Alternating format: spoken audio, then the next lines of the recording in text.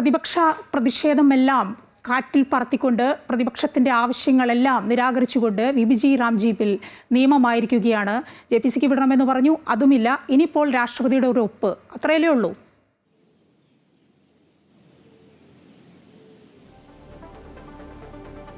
Good morning. ഏതായാലും ഏറ്റവും നിർണായകമായൊരു ഘട്ടമായിരുന്നു ഈ പാർലമെന്റ് സമ്മേളനത്തിന്റെ അവസാന ദിവസങ്ങൾ എന്ന് പറയുന്നത്. പ്രത്യേകിച്ച് ഇന്ന് സഭാ സമ്മേളനം അവസാനിക്കും. ഇനി സഭ അനിശ്ചിതകാലത്തേക്ക് പിരിയും. രാവിലെ ആ നടപടിക്രമം മാത്രമായിരിക്കും ഉണ്ടാകുക എന്നുള്ളതാണ് നമുക്ക് മനസ്സിലാക്കാൻ കഴിയുന്നത്. അതിനപ്പുറത്തേക്ക് കാര്യമായ നടപടികൾ ഉണ്ടാവില്ല. കാരണം അതുകൊണ്ടാണ് രാത്രി വൈകിയും 2 ദിവസമായി ഈ ബില്ലുകൾ ചർച്ചയ്ക്ക് വെക്കുകയും അതിനകത്ത് മറുപടി പറയുകയും അത് പാസ്സാക്കുന്ന ഒരു സാഹചര്യം ഉണ്ടാകുകയും ചെയ്തത് എന്നുള്ളതാണ് എടുത്തു പറയേണ്ടത്. ആദ്യം ലോക്സഭയിലായിരുന്നെങ്കിൽ 1:45 വരെ ചർച്ച നീളുന്ന ഒരു സാഹചര്യം, പുലർച്ചെ വരെ നീളുന്ന ഒരു സാഹചര്യം ഉണ്ടാകുന്നു. രാജ്യസഭയിൽ 12:40 വരെ നീളുന്ന സാഹചര്യം ഉണ്ടാകുന്നു. സ്വാഭാവികമായും അങ്ങനെ ഒരു സാഹചര്യത്തിൽ വളരെ കൃത്യമാണ്, അതായത് ഇന്ന് നേരത്തെ സഭ അവസാനിക്കുകയും നടപടികൾ അവസാനിപ്പിക്കുകയും ഒക്കെ തന്നെ ചെയ്യും.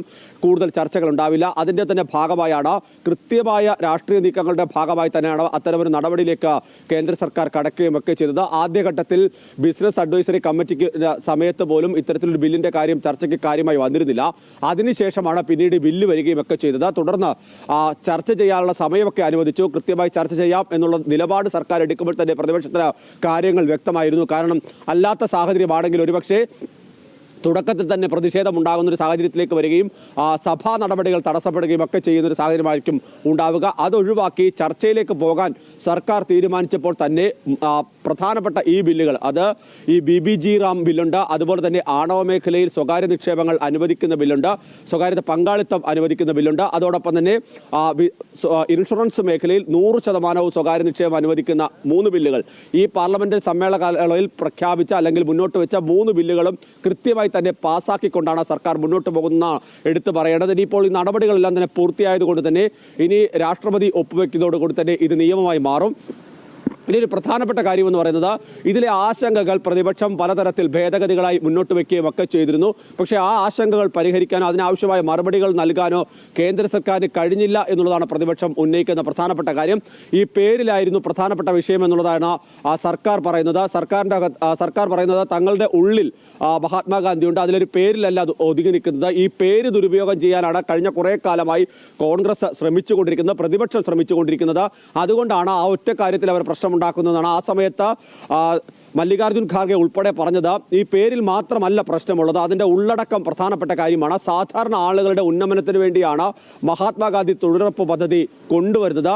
ആ പദ്ധതിയുടെ ഉള്ളടക്കത്തെ പാടെ അവഗണിക്കുകയും കൂടുതൽ നീക്കങ്ങൾ നടത്തുകയും ഒക്കെ ചെയ്യുന്നുണ്ട്. ഇതിൽ ഏറ്റവും പ്രധാനപ്പെട്ടത് ആളുകളുടെ മുന്നിൽ ഒരു കണ്ണിൽ പൊടിയിടുന്നത് പോലെ 100 ദിവസം എന്നുള്ളത് തൊഴിൽദിനങ്ങൾ 125 ദിവസമായി വർദ്ധിപ്പിക്കുന്നു. പക്ഷേ അതിന്റെ സാമ്പത്തിക ബാധ്യത ആരേറ്റെടുക്കുമെന്നുള്ളതാണ് പ്രധാനപ്പെട്ട വിഷയമായി നിൽക്കുന്നത്. പ്രത്യേകിച്ച് ഇപ്പോൾ തന്നെ പല സംസ്ഥാനങ്ങളിലും 100 ദിവസത്തെ തൊഴിൽ നൽകാൻ കഴിയുന്നില്ല.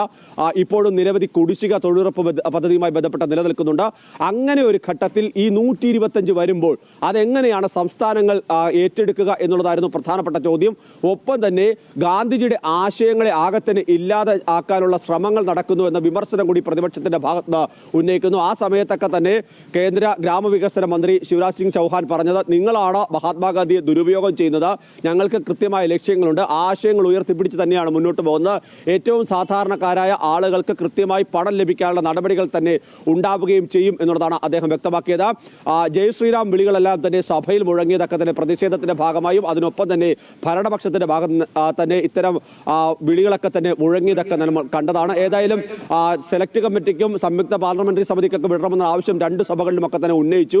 പക്ഷേ ആ തലത്തിലേക്ക് കാര്യങ്ങൾ പോയില്ല. ശബ്ദ വോട്ടോടുകൂടി തന്നെ ഈ ബില്ല് പാസ്സാക്കുന്ന സാഹചര്യമാണ് ഉണ്ടായത്.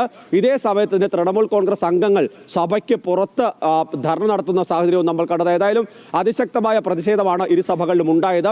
ഇനി എടുത്തു പറയേണ്ട മറ്റൊരു പ്രധാനപ്പെട്ട കാര്യമുണ്ട്. മല്ലികാർജുൻ ഖാർഗെയുടെ ഒരു മുന്നറിയിപ്പുണ്ട്. അതായത് കാർഷിക നിയമങ്ങൾ നിങ്ങൾ കൊണ്ടുവരുന്നു, 3 നിയമങ്ങൾ പാസ്സാക്കി. ആ സമയത്ത് അന്നും ഇതേ നിലപാട് പ്രതിപക്ഷം ആവർത്തിച്ചതാണ്, ഈ ബില്ലുകൾ പാസ്സാക്കരുത് എന്നുള്ളത്. അന്നത് കേൾക്കാൻ കേന്ദ്ര സർക്കാർ തയ്യാറായില്ല. പിന്നീട് തെരുവ് പ്രതിഷേധത്തിലേക്ക് പോകുന്നു, ആളുകൾ മരിക്കുന്നു, ശക്തമായ സമരമുണ്ടാകുന്നു. ഒടുവിൽ നിങ്ങൾക്ക് വീണ്ടും പാർലമെന്റ് സമ്മേളനം ചേരുന്ന സമയത്തേക്ക് ആ ബില്ലുകൾ പിൻവലിക്കേണ്ട സാഹചര്യം ഉണ്ടാകുന്നു. അതേ രീതിയിൽ മുന്നോട്ട് പോകാനാണോ ഈ കാര്യത്തിലും ഉദ്ദേശിക്കുന്നത് എന്നുള്ളതാണ് ഖാർഗെ ചോദിച്ചത്. അങ്ങനെയാണെങ്കിൽ ആ രീതിയിൽ തന്നെ മുന്നോട്ട് പോകാമെന്ന് പറയുന്നു. അതിനൊരു പ്രധാനപ്പെട്ട കാര്യം കൂടിയുണ്ട്. കാരണം ഇപ്പോൾ തന്നെ ഇതുമായി ബന്ധപ്പെട്ട പ്രതിപക്ഷ സംഘടനയുടെ ഭാഗമായി നിൽക്കുകയും അല്ലാതെ നിൽക്കുന്ന കർഷക സംഘടനകൾ ഈ ബില്ലിനെതിരെ ശക്തമായി രംഗത്ത് വരുന്നുണ്ട്. അതിൽ തന്നെ തമിഴ്നാട്ടിലടക്കം ചില ക്രമീകരണങ്ങൾ 60 ദിവസത്തേക്ക് തൊഴിൽ എടുക്കുന്നതിനൊക്കെ വിലക്ക്, അങ്ങനെ ചില മാർഗനിർദ്ദേശങ്ങൾ ഈ ബില്ലിൽ ഉൾപ്പെടുത്തുന്നുണ്ട്. അത്തരമൊരു സാഹചര്യത്തിൽ സ്വാഭാവികമായും ശക്തമായ പ്രതിഷേധങ്ങളിലേക്ക് തന്നെ കാര്യങ്ങൾ പോകും. 27-ന് കോൺഗ്രസിന്റെ പ്രവർത്തക സമിതി യോഗം ചേരുന്നുണ്ട്. ആ യോഗത്തിൽ ഇതാണ് ഒരു പ്രധാന അജണ്ടയായി നിലവിൽ തീരുമാനിച്ചിട്ടുള്ളത്. ഇതുമായി ബന്ധപ്പെട്ട, അതായത് ഈ ബില്ലുമായി ബന്ധപ്പെട്ട ഏത് തരത്തിലുള്ള പ്രതിഷേധം രാജ്യത്താകമാനം തന്നെ മുന്നോട്ട് പോകണമെന്ന കാര്യത്തിലാണ് കൂടുതൽ ചർച്ചകൾ ഉണ്ടാവുക. അതിന്റെ അടിസ്ഥാനത്തിൽ ശക്തമായ പ്രതിഷേധം, രാജ്യവ്യാപക പ്രതിഷേധത്തിന് പ്രതിപക്ഷം തയ്യാറെടുക്കുക കൂടി ചെയ്യുന്നുണ്ട്. മായ.